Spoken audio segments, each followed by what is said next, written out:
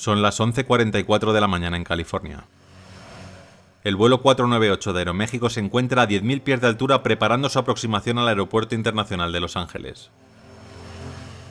Acaban de contactar con un controlador situado en una zona intermedia que les ordena dirigirse al borde Seal Beach y pasarlo a 7.000 pies para después contactar con el controlador de Los Ángeles Tracon, otro controlador previo al ATC del aeropuerto. El área de Los Ángeles alberga 5 aeropuertos comerciales importantes, 4 aeródromos militares y al menos 19 aeropuertos de aviación general utilizados por pilotos privados. Esto significa que es una de las zonas más complejas del mundo para volar.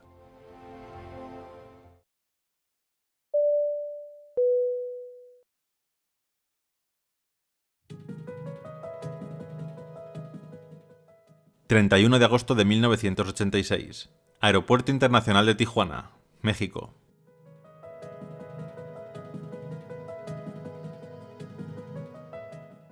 En este aeropuerto, conocido oficialmente como Aeropuerto Abelardo Rodríguez, se encuentra el vuelo 498 de Aeroméxico. Este vuelo de la entonces Aerolínea Estatal de México será operado por un McDonnell Douglas DC-9, que ya había hecho escalas en Guadalajara, Loreto y finalmente en Tijuana, entre la frontera de Estados Unidos y México, antes de continuar su último tramo hasta Los Ángeles. La aeronave, de nombre Hermosillo, tiene 17 años y 5 meses de antigüedad en estos momentos y será comandada por el capitán Arturo Valdés Prom, de 46 años, que contaba con 4.632 horas de vuelo en aviones DC-9 y un total de 10.641 horas de vuelo acumuladas. Junto a él se encuentra el primer oficial José Héctor Valencia, de 26 años de edad y que contaba con 1.463 horas de experiencia, casi todas ellas realizadas en este tipo de avión. Además, en este vuelo abordarán 4 miembros más de la tripulación y 58 pasajeros, casi todos ellos mexicanos y estadounidenses. En total, 64 personas en el interior del DC-9-32.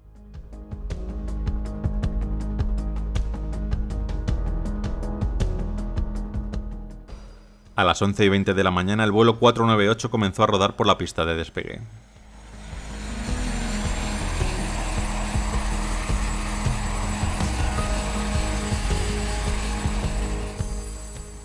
Se elevaron sin problemas y comenzaron su ascenso hacia los 10.000 pies que será su altitud de crucero. Será un vuelo corto, de alrededor de 1 hora de duración.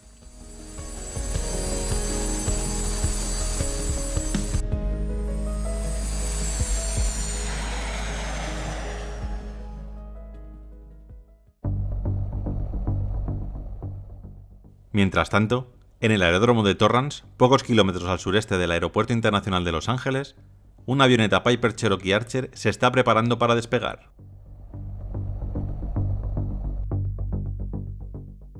Este domingo 31 de agosto de 1986, fin de semana del Día del Trabajo, la familia Kramer ha organizado un viaje a Big Bear Lake, un popular destino de ocio en las montañas de San Bernardino, al este de Los Ángeles. Como piloto de la Piper está William Kramer, de 53 años y una experiencia total de vuelo de apenas 280 horas. Le acompaña su esposa Caldin, de 51, y su hija Caroline, de 26. Su destino, el aeropuerto de Big Bear City, es una base de aviación general muy transitada que ve decenas de miles de movimientos de aviones al año, casi todos aviones pequeños monomotores como el PA-28 de los Kramer. Pero llegar allí no será tan sencillo como volar en línea recta, porque entre la base de operaciones de Kramer en el aeropuerto municipal de Torrance y su destino se encontraba el área de control de la terminal de Los Ángeles.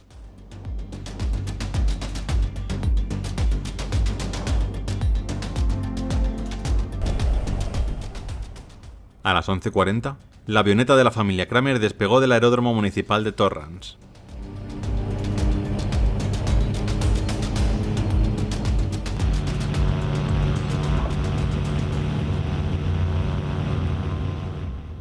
Son las 11:44 de la mañana en California. El vuelo 498 de Aeroméxico se encuentra descendiendo desde los 10.000 pies de altura, preparando su aproximación al Aeropuerto Internacional de Los Ángeles. Acaban de contactar con un controlador situado en una zona intermedia que les ordena dirigirse al borde Seal Beach y pasarlo a 7.000 pies para después contactar con el controlador de Los Ángeles Tracon. otro controlador previo al ATC del aeropuerto.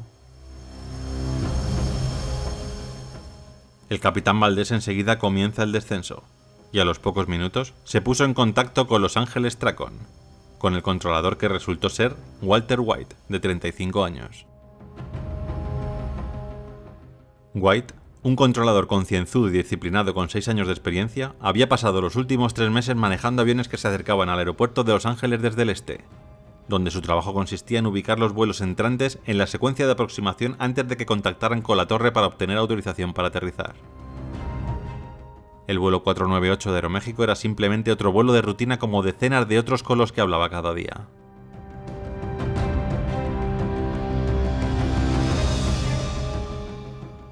Aeroméxico 498, aproximación Los Ángeles, salida Seal Beach 320, vector ILS 25 izquierda. Las instrucciones de White harían que el vuelo 498 abandonara el borde Seal Beach en dirección noroeste a 7000 pies, directamente hacia la zona sur del TCA, donde el piso era de 6000 pies y el techo de 7000. De hecho, este segmento del TCA existía específicamente para proteger a los aviones que se acercaban a Los Ángeles desde esta dirección, ya que a menor y a mayor altitud existía bastante tráfico en otras direcciones. Tráfico como el de la avioneta de los Kramer, que debería de pasar por debajo de 6000 pies o por encima de 7000 por esta misma zona.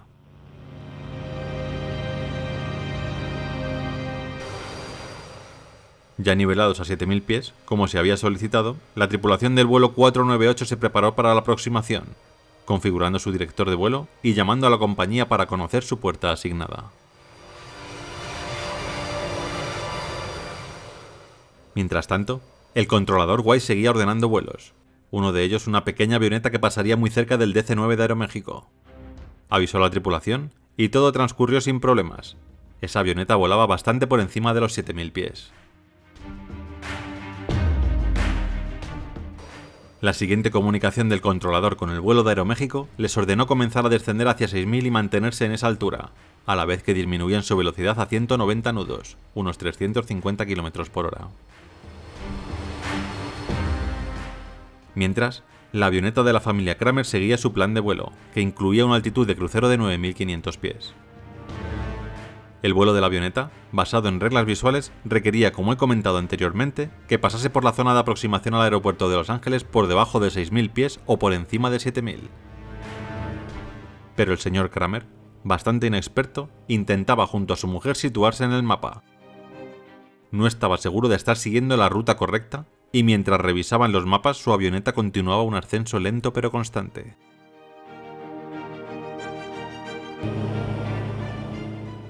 Cuando el vuelo 498 comenzó a descender de 7000 a 6000, otro avión llamó inesperadamente al controlador de aproximación de Los Ángeles. Centro de Los Ángeles, Grumman 1566 Romeo, dijo el piloto, identificando la marca de su avión y el número de cola. Esta pequeña avioneta se había colado en la zona del TCA sin permiso previo y solicitaba seguimiento hasta su destino final. El controlador abroncó de manera suave al piloto y le dio vectores para salir de esa peligrosa zona.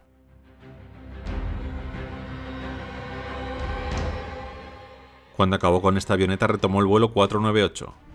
Echó un vistazo a su pantalla para ver si había algún otro vuelo delante aproximándose también al aeropuerto y vio que todo estaba en orden.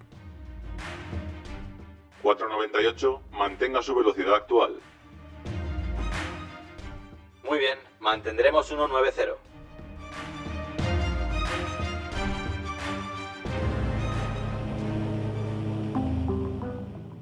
El pequeño avión de los Kramer acaba de superar los 6000 pies de altura y ha ingresado en la misma zona por la que vuela el DC-9 de Aeroméxico. En el radar del controlador, este vuelo se presenta como un objetivo de radar primario, un pequeño triángulo que no ofrece ningún tipo de dato, ya que su transpondedor es el más básico que existe. Los vuelos comerciales llevan uno del tipo C o superior, que ofrece al controlador tanto dirección como altura y velocidad, mientras que el del tipo A tan solo ofrece ubicación, un pequeño triángulo que aparece y desaparece del radar y que Walter White no ha visto.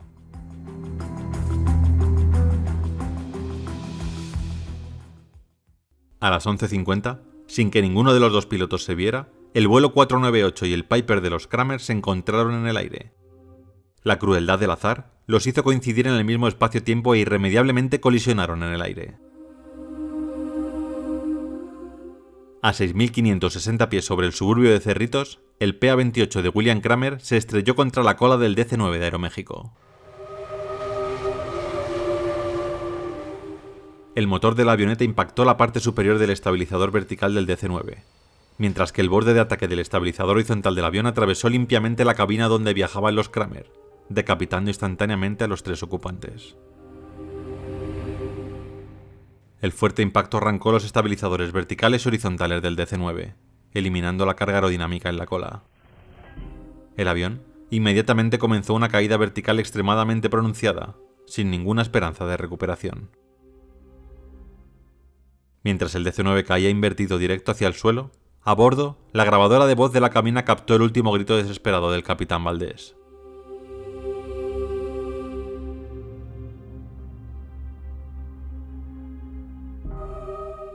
El vuelo 498 cayó durante varios segundos, hasta que finalmente se estrelló contra varias casas en la esquina de Holmes Avenue y Ashworth Place, en Cerritos. Una explosión masiva sacudió el vecindario y una ola de escombros en llamas inundó la zona. En total, 82 personas perdieron la vida en este accidente. Los 64 ocupantes del DC-9 de Aeroméxico, los 3 integrantes de la familia Kramer en la avioneta y 15 personas en tierra que estaban en sus casas totalmente ajenas a lo que ocurría en el cielo en esos momentos. Además, se pudieron contabilizar 8 heridos de gravedad en la zona residencial de Cerritos.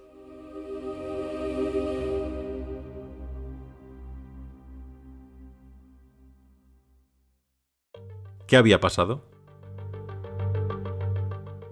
La investigación comenzó con el interrogatorio del controlador, ya que en ningún momento avisó al vuelo 498 de la existencia de la avioneta de los Kramer.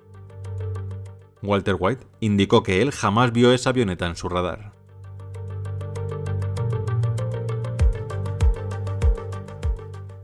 Finalmente, la Junta Nacional de Seguridad del Transporte determinó que la causa probable del accidente fueron las limitaciones del sistema del control de tráfico aéreo para proporcionar protección contra colisiones, tanto a través de procedimientos de control de tráfico aéreo como de redundancia automatizada. Los factores que contribuyeron al accidente fueron la entrada inadvertida y no autorizada del PA-28 en el área de control de terminal de Los Ángeles y las limitaciones para garantizar la separación del tráfico bajo las condiciones de conflicto.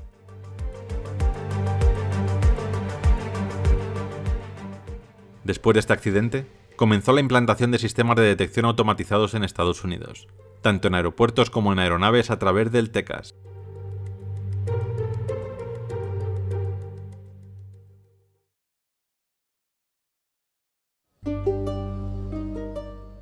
Es la noche de Halloween.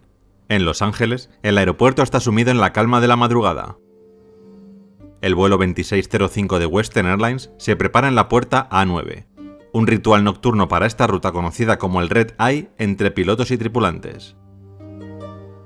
Los pasajeros comienzan a llegar a la terminal bajo un cielo despejado que contrasta con lo que les espera en unas horas. 4 horas y media después, el destino los recibirá en el Aeropuerto Internacional Benito Juárez, en el corazón de Ciudad de México.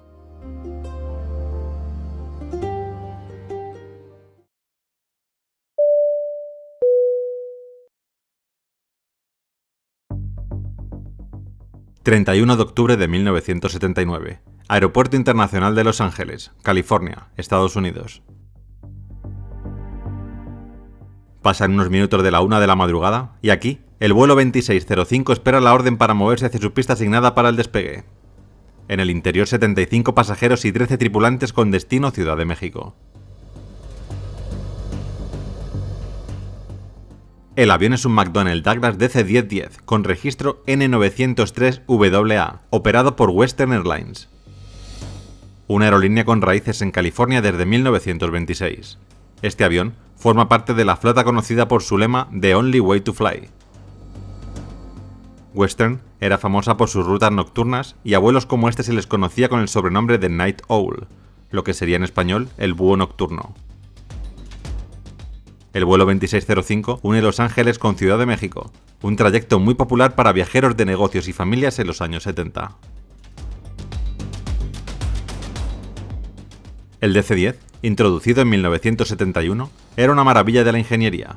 Con una envergadura de 47 metros y una longitud de 55, este avión podía transportar hasta 380 pasajeros en su configuración más ajustada de espacio. Pero en el vuelo de hoy, el avión lleva una configuración denominada Spaceship, que incluía asientos de primera clase súper amplios y muy valorados, reduciendo la capacidad máxima del avión a 239. Sus 3 motores, uno en la cola y 2 bajo las alas, podían llegar a generar unas 40.000 libras de potencia cada uno, lo que llevaba al avión a alcanzar velocidades por encima de los 900 km por hora. 5 meses atrás, el 25 de mayo de 1979, otro DC-10 se vio involucrado en el peor accidente ocurrido en los Estados Unidos, el vuelo 191 de American Airlines, que dejó 273 fallecidos.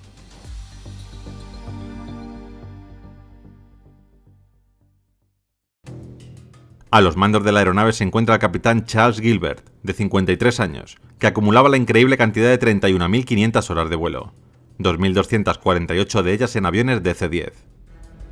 Contaba además con más de 350 aterrizajes en el aeropuerto de Ciudad de México. A su derecha está el primer oficial Ernst Reichel, un alemán de 44 años que llegó a Estados Unidos persiguiendo el sueño de volar. Cuenta con una experiencia de 358 horas en aviones de este tipo. Completa la tripulación de cabina el ingeniero Daniel Walsh, de 39 años y una experiencia cercana a las 4.000 horas de vuelo.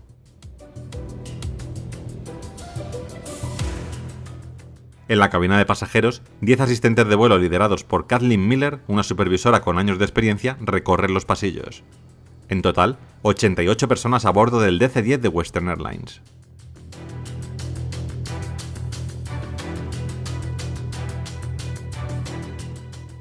A la 1:40, el avión comenzó su carrera por la pista 24 derecha.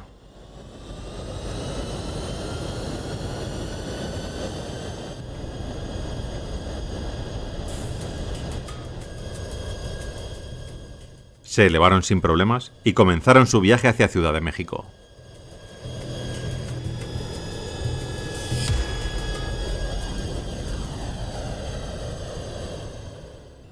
Tras casi 4 horas de vuelo, los pilotos del vuelo 2605 preparan ya la aproximación a Ciudad de México vía Tepexpan. El aeropuerto de destino cuenta con 2 pistas paralelas, la 23 izquierda y la 23 derecha. La 23 izquierda, la más moderna, cuenta con un equipo completo que permite llevar a cabo aproximaciones ILS. La 23 derecha no, y solo se puede aterrizar en ella mediante reglas de vuelo visuales. Las condiciones meteorológicas se estaban deteriorando durante la aproximación del vuelo 2605. A las 5 de la mañana, el informe meteorológico indica una visibilidad de 2 a 3 millas náuticas, entre 3,7 y 5,5 kilómetros. Los pilotos entonces deciden que la pista para aterrizar será la que permite una aproximación automática. Con esta niebla que va a peor, es la única opción viable para el aterrizaje. Pero apenas unos días antes, el 19 de octubre, se envió un NOTAM indicando que la pista 23L estaría cerrada hasta nuevo aviso para trabajos de repavimentación. Los NOTAM, Notice to Airmen, se publican cuando es necesario difundir información de importancia para las operaciones y no se dispone de tiempo de preaviso suficiente para publicarlo como enmienda al Manual Básico de Información Aeronáutica. Buenas noches, México. Aterrizaremos en la pista 23 izquierda con aproximación ILS. Buenas noches, 2605. La pista 23 izquierda está cerrada por mantenimiento. La pista activa es la 23 derecha. Con la pista 23L, que es la que cuenta con ILS cerrada, y la 23R solo habilitada para aproximaciones visuales, el controlador les proporciona una manera de aterrizar mediante el ILS de la pista inoperativa para que no tengan que dirigirse a otro aeropuerto. El avión seguirá el ILS de la pista 23 izquierda y el controlador espera que al final hagan lo que se denomina como side step, para cambiarse a la que está funcionando, la 23 derecha, aunque esto último no se lo ha comunicado a los pilotos. Minutos después, la visibilidad es prácticamente nula, no se ve nada a más de 100 metros. El vuelo 2605 sigue descendiendo en busca del aeropuerto, aproximándose a la pista 23 izquierda. El aterrizaje se complica por momentos.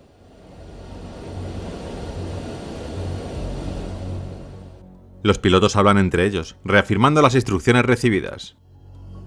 Tenemos autorización para la pista 23 derecha, pero seguimos el ILS de la 23 izquierda, ¿correcto?, le dijo el capitán a su copiloto. Momentos después, la pista 23 izquierda apareció delante de ellos.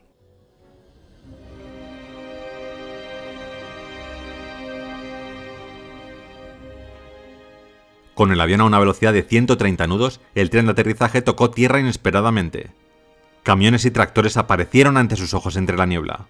Mientras tanto, los pilotos metieron máxima potencia para intentar ascender y evitarlos. Aproximadamente 3 segundos después, en una actitud de morro arriba de 10 o 11 grados, el tren de aterrizaje principal derecho chocó con un camión volquete cargado con 10 toneladas de tierra. La mayor parte del tren de aterrizaje principal derecho se separó de la aeronave y golpeó el estabilizador horizontal derecho. El impacto del tren de aterrizaje destrozó el camión, matando a su conductor en el acto. El avión, todavía en el aire con el empuje de despegue activado, comenzó a inclinarse hacia la derecha. El ángulo de inclinación aumentó hasta que el flap del ala derecha golpeó la cabina de una excavadora. El pánico se apoderó de los pilotos. Se escuchó al capitán Gilbert gritar aterrorizado mientras Rachel lo instaba a continuar con el ascenso.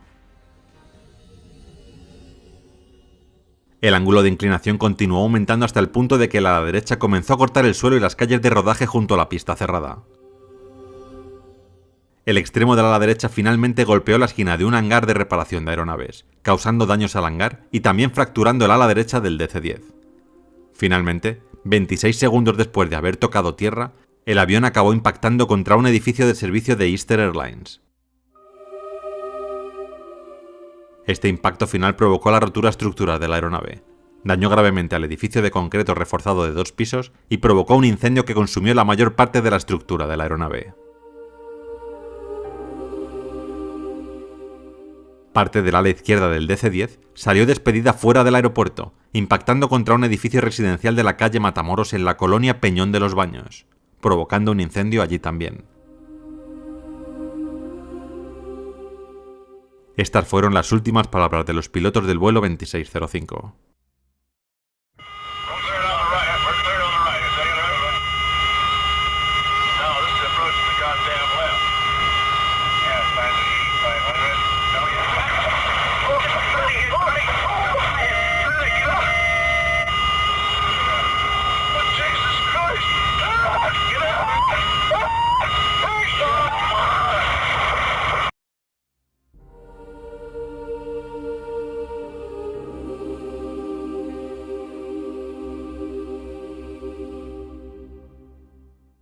Al percatarse del incidente, los controladores de tránsito aéreo contactaron a los departamentos de policía y bomberos, quienes se sumaron a los esfuerzos del Cuerpo de Rescate y Extinción de Incendios de la misma terminal aérea.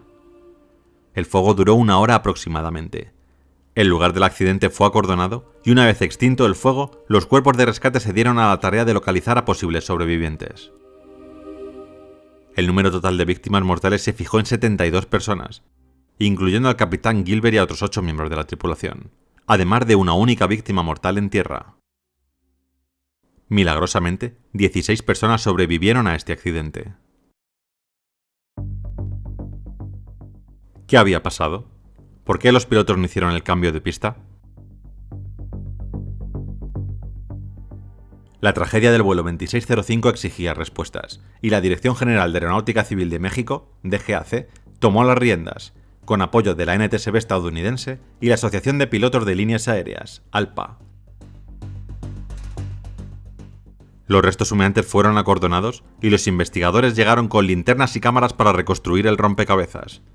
Las cajas negras, la grabadora de datos de vuelo y la de voz en cabina se recuperaron entre los escombros dañadas pero legibles. La FDR muestra que el DC-10 tocó tierra a 130 nudos, con el tren izquierdo fuera de la pista y el derecho sobre escombros de las obras que ahí estaban teniendo lugar. La CVR captura el drama. Charles dice con calma cuando volaban a 100 pies: «Vamos bien». Pero a 50 pies, su voz se quebró. «No, esto es la maldita izquierda». Le sigue el sonido de Ernst gritando: «¡Sube, sube!». y el rugido de los motores antes del impacto. ¿Qué falló?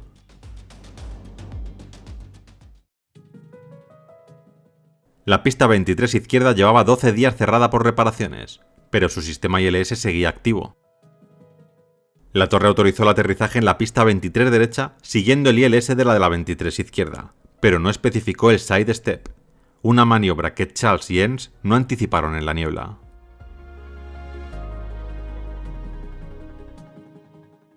Los reportes meteorológicos daban 150 metros de visibilidad, por debajo de los mínimos legales, y aún así el vuelo procedió.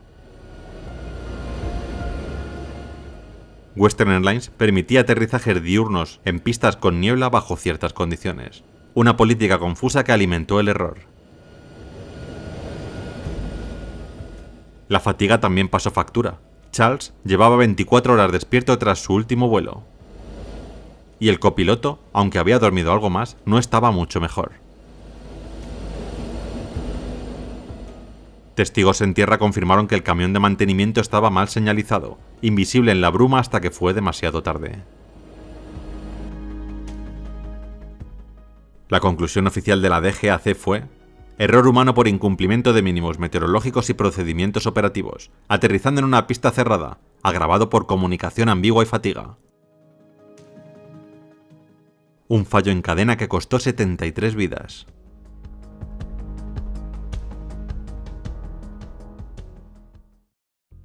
La NTSB publica 2 recomendaciones clave en 1980, exigiendo procedimientos explícitos para maniobras sidestep y mejor entrenamiento para comunicaciones con torres extranjeras, especialmente en aeropuertos con idiomas y protocolos distintos.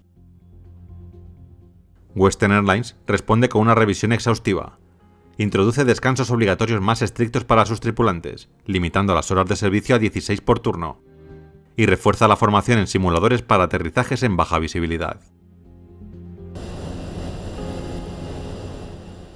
La FAA y la Organización de Aviación Civil Internacional toman nota, actualizando normas globales. Los ILS de pistas cerradas deben desactivarse por completo, y las torres deben usar frases estándar en inglés como "Sidestep to runway 23 right" para evitar ambigüedades. En México, el aeropuerto Benito Juárez instala balizas más brillantes y mejora la señalización de pistas en obras. El DC-10, ya bajo escrutinio tras otros accidentes, no sufre modificaciones directas aquí, pero su reputación queda marcada. El cielo de Halloween de 1979 cambió las reglas para siempre, a mejor, pero con el coste de 73 vidas.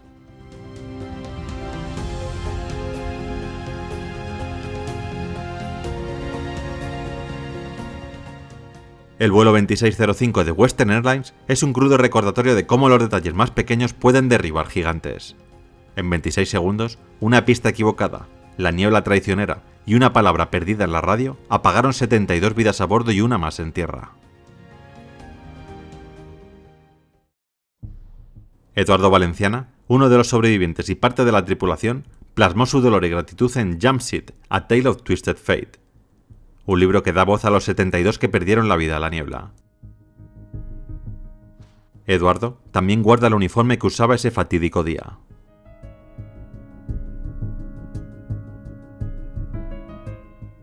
Gracias por viajar conmigo al 31 de octubre de 1979.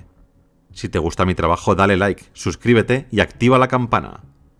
¿Qué vuelo quieres que reconstruya en siguientes entregas?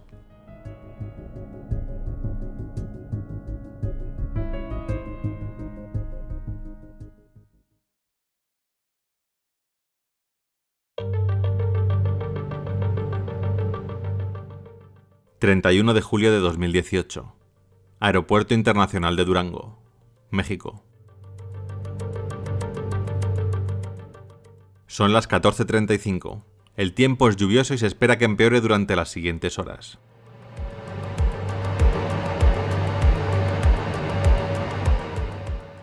Este avión ha llegado hace 30 minutos desde Ciudad de México con 94 pasajeros. Todos han desembarcado y se ha realizado el cambio de tripulación correspondiente. A las 14:56, en apenas 20 minutos, el vuelo 2431 de Aeroméxico Connect tiene prevista su salida hacia Ciudad de México. Mientras tanto se están realizando los chequeos previos al despegue y se está acomodando a los 98 pasajeros que viajarán en la aeronave.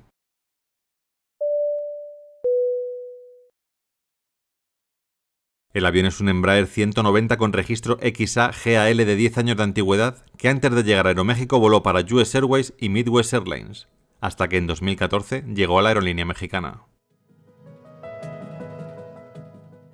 Los Embraer Jets forman una serie de aviones comerciales de fuselaje estrecho fabricados en Brasil por el fabricante aeronáutico Embraer. La serie Embraer Jets se compone de 2 familias comerciales principales y de una de aviones ejecutivos. El E-170 y E-175 se montan sobre el diseño base, mientras que el E-190 y el 195 son versiones alargadas con motores diferentes y alas y trenes de aterrizaje mayores.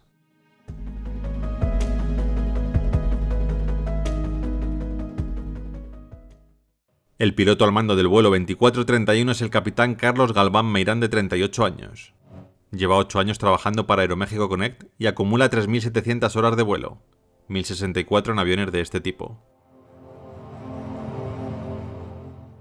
Junto a él se encuentra el primer oficial Daniel Dardón Chávez, de 25 años y una experiencia de 1.973 horas, 460 de ellas en Embraer 190. En cabina también está un piloto que viajará como observador, ya que no tiene licencia para volar este tipo de aviones. De hecho, solo ha recibido la instrucción inicial, ni siquiera ha trabajado sobre simuladores. Completan la tripulación 2 auxiliares de vuelo, que junto a los 98 pasajeros hacen un total de 103 personas a bordo del Embraer.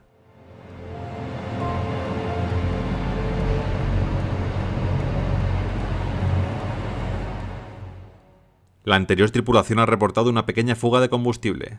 El primer oficial está revisando el exterior de la aeronave para comprobarlo. Mientras tanto, el capitán explica algunas cosas al piloto que viaja como observador y que en esos momentos se encuentra sentado en el sitio del primer oficial.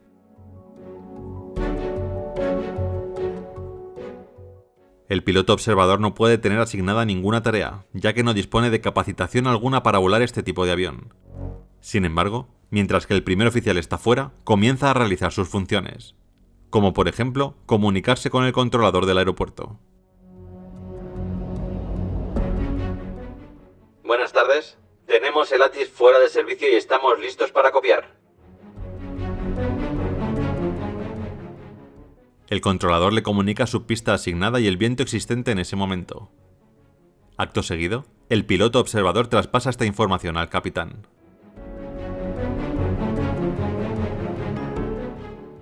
Gracias. ¿Por qué no programas tú la FMS? Sin errores, por favor.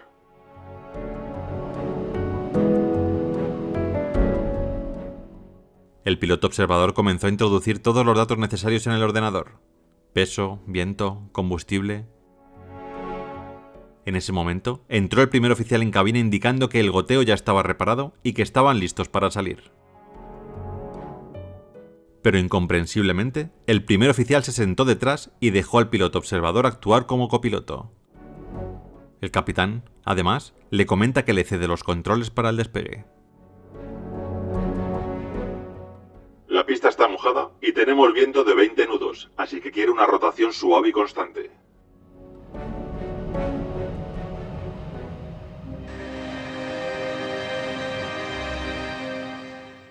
La reparación del goteo de combustible ha hecho que el avión salga con retraso. Son las 15:21 cuando el vuelo 2431 se coloca en la cabecera de la pista 03. Pocos segundos después, reciben autorización para el despegue.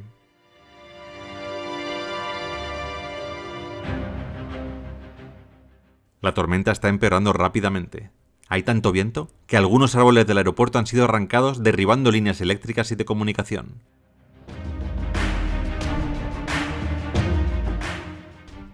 Las comunicaciones se han cortado y los pilotos no lo saben.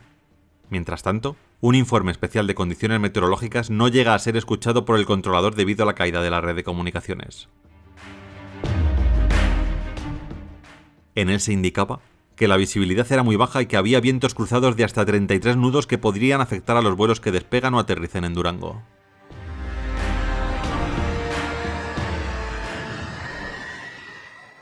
El vuelo 2431 de Aeroméxico comenzó a rodar por la pista de despegue con el piloto observador y sin licencia a los mandos. Desde la torre de control, ni siquiera se veía la pista debido a la tormenta.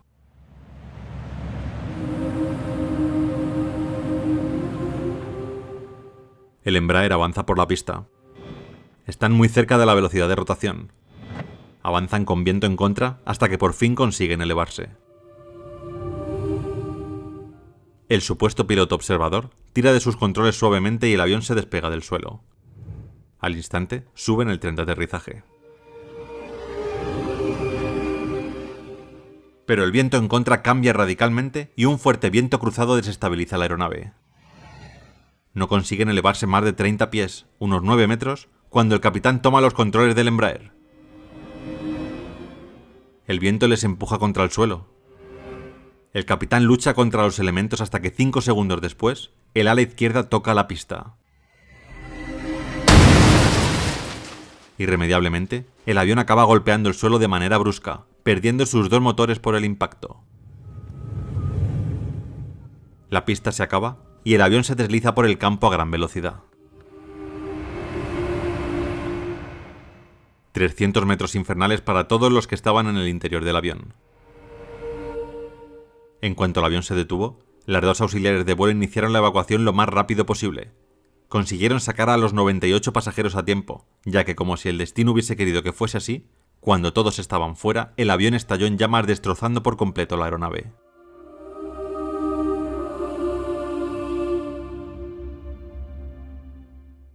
No hubo que lamentar víctimas mortales en este aterrador incidente, aunque sí varios heridos de gravedad, entre ellos el capitán Galván.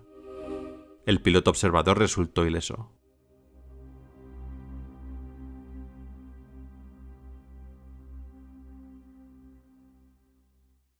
¿Qué había pasado?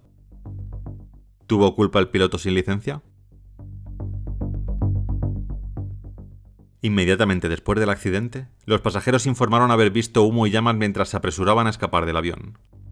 Algunos pasajeros dijeron que se había arrancado una puerta y que el fuselaje del avión se había partido en 2, lo que les permitió saltar directamente por un hueco en el costado del avión. La tripulación pudo abrir las salidas de emergencia y evacuar de forma segura a todos los ocupantes en 90 segundos. Unos 3 o 4 minutos después de detenerse, y prácticamente después de que todos los pasajeros hubieran sido evacuados, el avión explotó y quedó envuelto en llamas. Aproximadamente un mes después del accidente, Aeroméxico anunció que los 3 pilotos que se encontraban en la cabina ese día habían sido despedidos de la compañía. Dijo que si bien no consideraba que el accidente fuera culpa de los pilotos, habían violado los procedimientos de la compañía al no seguir sus funciones asignadas durante el vuelo, permitiendo que el piloto en formación tomara el control de la aeronave.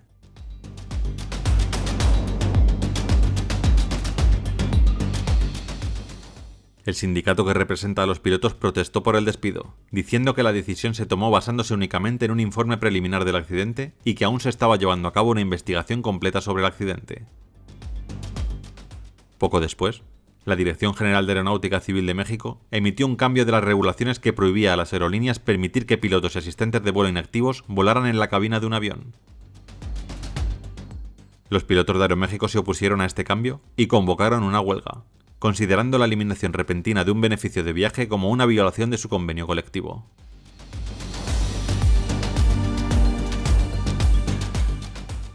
El 5 de septiembre, poco más de un mes después del accidente, José Armando Constantino III, investigador principal de la DGAC, anunció que aún no se había llegado a la conclusión final, pero que la causa del accidente parecía ser una repentina cizalladura del viento, una microrráfaga. Dijo que los pilotos no habían recibido ningún aviso de las condiciones adversas antes de iniciar el despegue y que ni fallas humanas ni mecánicas parecían ser las culpables del accidente.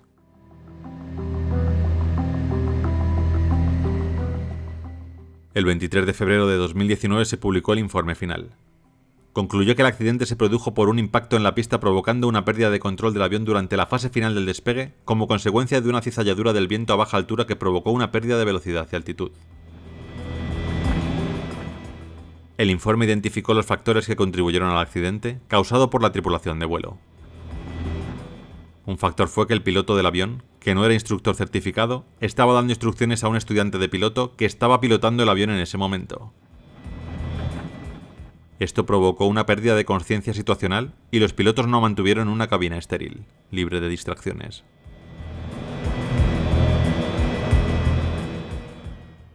Los investigadores también identificaron factores contribuyentes relacionados con el controlador de tránsito aéreo. El informe decía que el controlador de la torre no siguió los procedimientos adecuados establecidos para las condiciones climáticas que crean la posibilidad de cizalladura del viento a baja altitud. Culpó al controlador por no informar al vuelo de salida sobre el rápido deterioro de la visibilidad y los cambios en la velocidad y dirección del viento. La investigación hizo varias recomendaciones a la aerolínea para evitar que ocurran accidentes similares en el futuro. Dijo que la aerolínea debería realizar cambios en sus procedimientos operativos para evitar que una persona que no sea un miembro de la tripulación asignado tome los controles de la aeronave durante cualquier fase de ese vuelo. Recomendó capacitación adicional para los tripulantes aéreos sobre el procedimiento de cabina estéril, para garantizar que las tripulaciones puedan mantener plena conciencia de la aeronave y de las condiciones externas. Y además, recomendó capacitación adicional sobre cómo reconocer posibles situaciones de cizalladura del viento en tormentas y abordar esas situaciones durante el vuelo.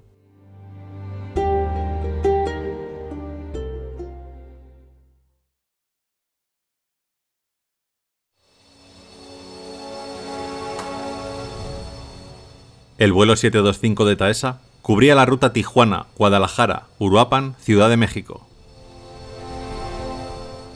Durante los últimos minutos de sol de la tarde, el DC-9 cargado con 103 personas aterrizó sin problemas en el aeropuerto de Uruapan. Ahora, la tripulación del vuelo 725 se prepararía para el último tramo, limpiando el agua vertida por las goteras del avión y disimulando los muchos defectos estéticos de la aeronave.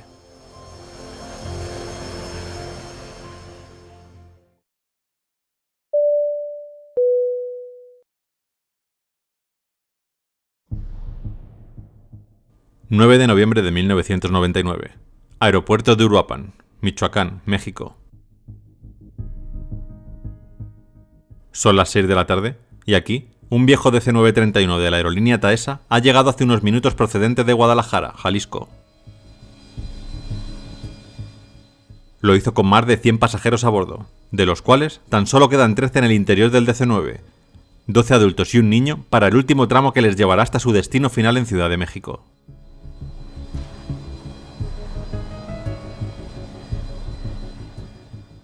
Además, en el interior de la aeronave también se encuentran 5 miembros de la tripulación, entre los que están los 2 pilotos.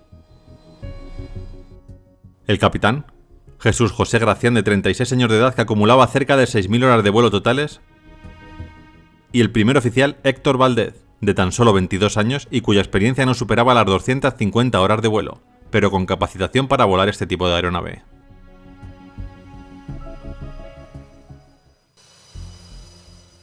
Este DC-9 en concreto fue fabricado en 1970 y antes de entrar en servicio con la aerolínea mexicana estuvo al servicio de la NASA, donde fue utilizado en varias misiones de gravedad reducida.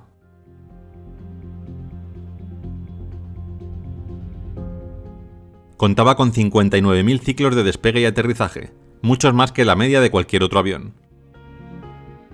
Y tenía reportados a Taesa numerosos fallos estéticos y funcionales, aunque en estos tramos iniciales del trayecto el capitán no anotó en su cuaderno ningún fallo mecánico ni de mal funcionamiento.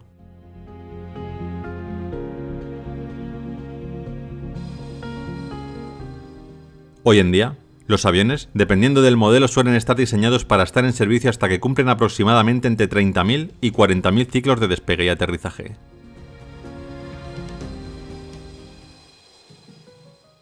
Transportes Aéreos Ejecutivos, mejor conocida como Taesa, inició sus operaciones el 27 de abril de 1988, e inicialmente operaba únicamente aviones ejecutivos. Pero después, en 1989, recibió su primer avión Boeing 727, con el que la compañía inició servicios regulares y de pasajeros. Taesa creció rápidamente, y en 1991 recibió su primer Boeing 757, siendo con ello la primera línea aérea mexicana en utilizar este modelo de aeronave. También en 1991 se agregaron algunos Boeing 737 y posteriormente más modelos 757. Contó además también con un único 767.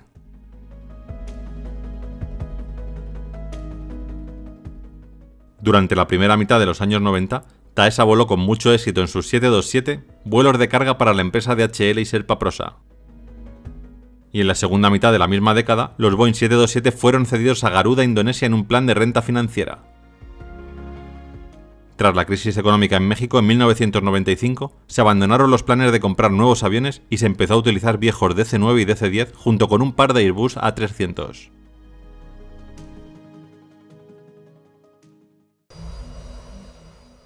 A las 18:45, el vuelo 725 fue autorizado a moverse hacia la cabecera de la pista 20.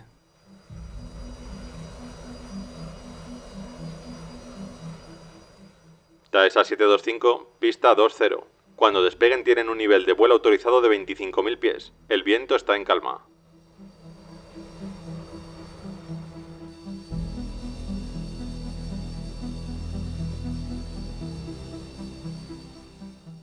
A las 18:59, con 35 minutos de retraso sobre su hora inicial, el DC-9 comenzó a acelerar por la pista de despegue.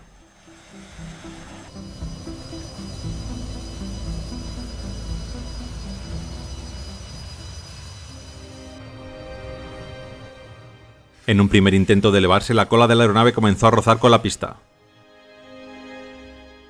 Poco después, se elevaron y comenzaron su ascenso hacia los 25.000 pies autorizados. Pero lo hicieron con un cabeceo demasiado pronunciado. El ascenso continuó con la aeronave mostrando algunos fallos en los paneles.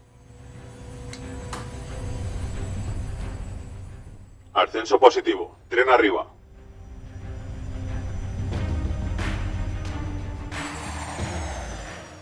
El DC-9 continuaba ascendiendo con demasiada inclinación. Pocos segundos después, los controles de los pilotos comenzaron a vibrar y la velocidad se estancó por unos segundos. Acto seguido, empezaron a perder velocidad.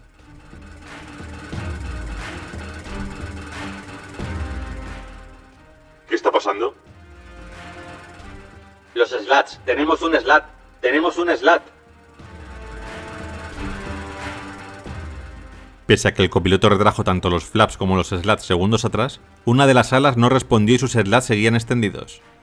Esto estaba provocando una entrada en pérdida inminente en el DC-9. El capitán empujó sus controles hacia adelante intentando nivelar el avión y dejar de ascender, pero no era capaz de cancelar el ascenso. Necesitaban ganar velocidad rápidamente. En estos momentos, volaban ya a una altitud de 5.000 pies.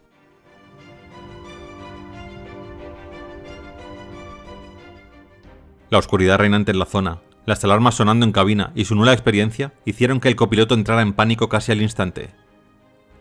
Durante los siguientes segundos cogió su radio y se puso a gritar ¡Emergencia! ¡Emergencia!, mientras el capitán luchaba por mantener en el aire el DC-9, cuyos controles no dejaron de vibrar en ningún momento. El vuelo 725 se detuvo en el aire por unos instantes, aún con actitud ascendente. Acto seguido comenzó a caer. El joven copiloto seguía gritando ¡Emergencia! ¡Emergencia!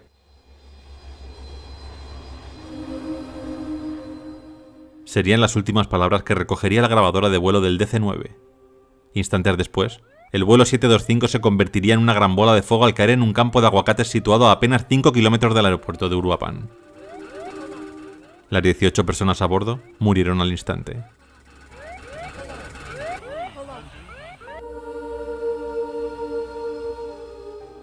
Poco después, decenas de investigadores, soldados y policías estaban buscando en el campo de aguacates donde había caído el avión, con la esperanza de encontrar pistas sobre lo que provocó la caída del vuelo 725.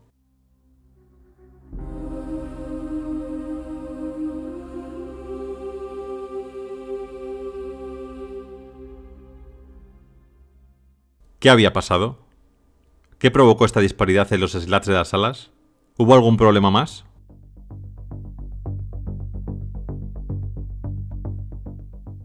El vuelo 725 despegó el martes de la ciudad fronteriza de Tijuana con 91 pasajeros a bordo. Después de hacer escala en Guadalajara y Uruapan, llevaba tan solo 13 pasajeros y 5 tripulantes en dirección a la Ciudad de México, 290 kilómetros al este. Un minuto después de que el avión saliera de Uruapan, el piloto llamó por radio a los controladores para declarar una emergencia. El controlador explicó: "No tuvimos más contacto. Nunca supimos de qué tipo de emergencia se trataba".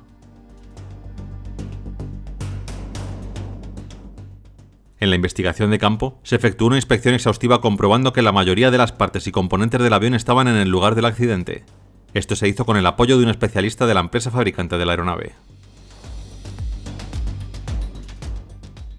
Una vez identificadas y rescatadas la mayoría de las partes y componentes, se colocaron en una posición similar a la que tienen cuando están instaladas en la aeronave para poder ser inspeccionadas con más detalle, obteniendo como resultado que las partes y componentes de las alas operaron normalmente. Se realizaron pruebas e inspecciones a diferentes partes y componentes de la aeronave con la supervisión del constructor de cada una de estas o realizadas por el fabricante en sus instalaciones, concluyendo que no hubo falla o mal funcionamiento de las partes examinadas.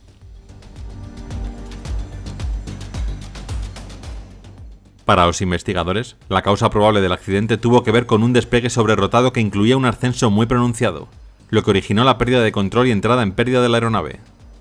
Todo esto, agravado por una desorientación espacial en la que, según la tripulación, se presentó una posible falla de asimetría en las aletas de borde de ataque de las alas, descuidando los pilotos el control de vuelo de la aeronave.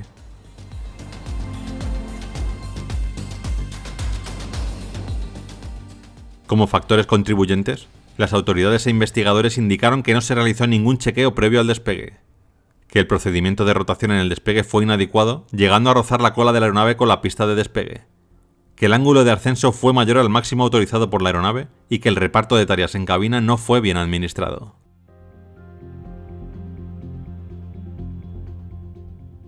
Pero las familias de los fallecidos y los empleados de Taesa no estaban de acuerdo con todo lo expuesto anteriormente. Según ellos, los aviones de la aerolínea estaban descuidados y el accidente del vuelo 725 tendría más que ver con algún fallo de la aeronave que con errores de los pilotos. A lo que la aerolínea respondió que estaban en su derecho de querellarse contra Taesa si así lo creían oportuno.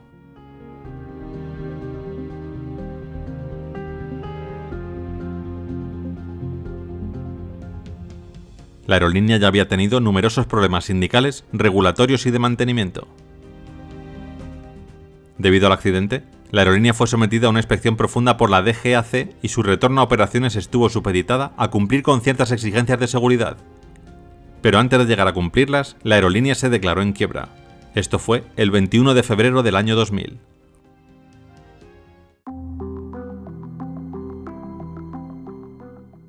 Otro accidente de la aerolínea mexicana sucedió en junio de 1994, cuando un Learjet operado por el servicio de vuelos charter de Taesa se estrelló cerca del aeropuerto internacional de Dulles, y murieron las 12 personas que iban a bordo.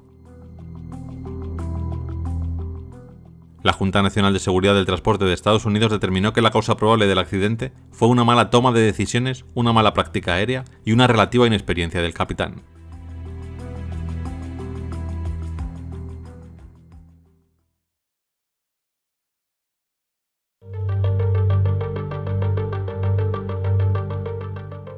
...31 de marzo de 1986... Son las 8:45 de la mañana y nos encontramos en el Aeropuerto Internacional de Benito Juárez, en Ciudad de México. El vuelo 940 de la Aerolínea Mexicana de Aviación está a punto de despegar con destino a Los Ángeles. La aeronave es un 727-200 con nombre propio. Este avión tiene el sobrenombre de Veracruz.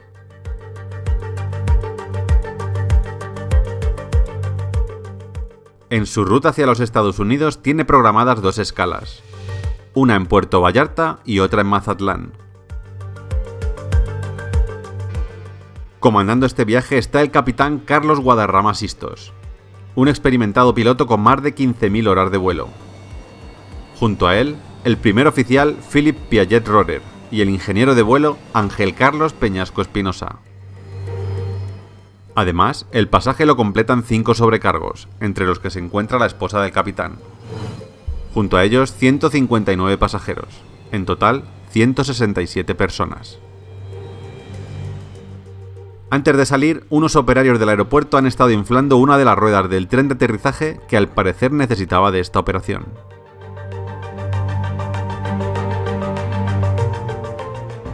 A las 8:50 de la mañana, el avión comienza su carrera por la pista. Están despegando.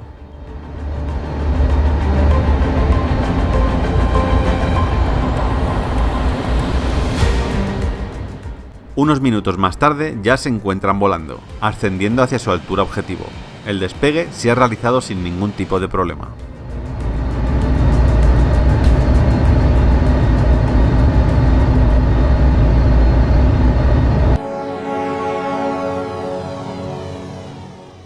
Cuando están a punto de alcanzar los 31.000 pies, tiene lugar una conversación entre el ATC de Ciudad de México y el piloto.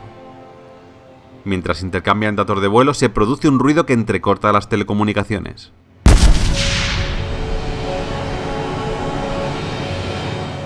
La comunicación continuaba de la siguiente manera. México. Mexicana 940 solicitando menor... Abajo. Mexicana 940. Prosiga, no entendí lo que indicó. Estamos solicitando menor altitud. 940, ¿es correcto? ¿Solicita menor altitud? Afirmativo. En mitad de la conversación, el capitán empieza a perder el control del avión. El ruido que entrecortó las comunicaciones había sido una explosión dentro de la aeronave. Concretamente, una de las ruedas del tren de aterrizaje había explotado, dañando gravemente el sistema hidráulico y el sistema de bombeo de combustible. El avión era incontrolable en esos momentos.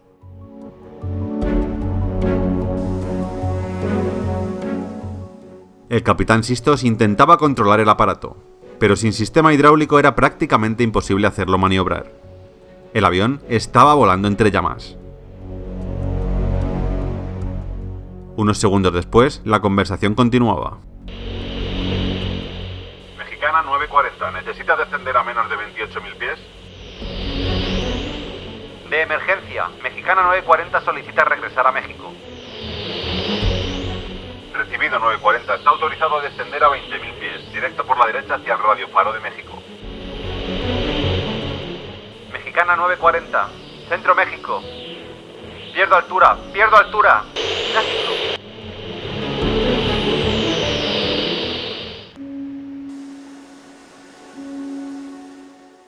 Estas fueron las últimas palabras del capitán antes de que el avión se estrellara en la montaña El Carbón, cerca de Marabatio, en Michoacán, partiéndose en dos y estallando al impactar.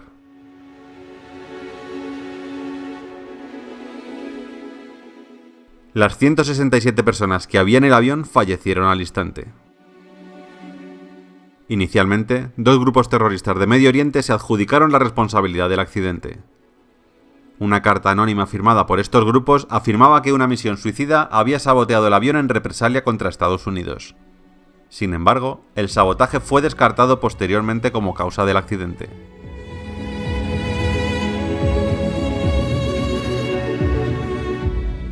Tras las investigaciones llevadas a cabo por Estados Unidos y México, la causa oficial del accidente fue la explosión del neumático derecho del tren de aterrizaje principal, por haber sido, presumiblemente, inflado con aire en lugar de nitrógeno, que es el gas empleado en la aviación comercial.